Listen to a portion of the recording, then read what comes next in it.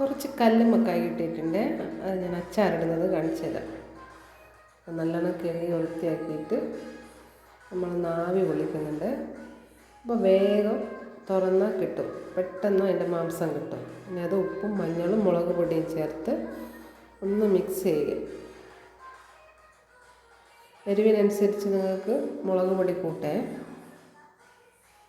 എന്നിട്ടൊരു 10 minute rest ചെയ്യാൻ വെക്കുക.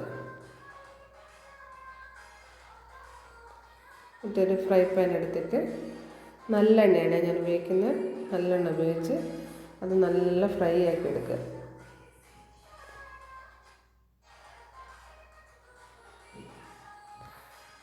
നമ്മൾ പൊരിച്ചെടുത്ത എണ്ണയിൽ തന്നെ കുറച്ചെടുത്തിട്ട് ഉലുവ ചേർത്ത് ഇഞ്ചിയും വെളുത്തുള്ളിയും ചേർത്ത് കുറച്ച് കറിവേപ്പിലയും ചേർത്ത് നല്ലോണം മിക്സ് ആക്കുക. അതിനകത്തേക്ക് നമ്മൾ ഉപ്പും ചേർത്ത് കുറച്ച് മഞ്ഞൾപ്പൊടി, പിന്നെ ഇത് എരിവിനനുസരിച്ച് നിങ്ങൾക്ക് കൂട്ടുകയും കുറയ്ക്കുകയും ചെയ്യാം. മുളക് പൊടി, ഈ കായപ്പൊടി അതും ചേർത്ത് നന്നായി മിക്സ് ആക്കുക. നമ്മൾ ഫ്രൈ ആക്കി വെച്ച കല്ലുമ്മക്കായും കൂടി ചേർത്ത് കുറച്ച് വിനാഗിരിയും കൂടി ചേർത്ത് മിക്സ് ആക്കുക. 2 ദിവസം കഴിഞ്ഞതിന് ശേഷം ഉപയോഗിക്കട്ടെ. നല്ല ടേസ്റ്റുള്ള കല്ലുമ്മക്കായ അച്ചാർ റെഡി.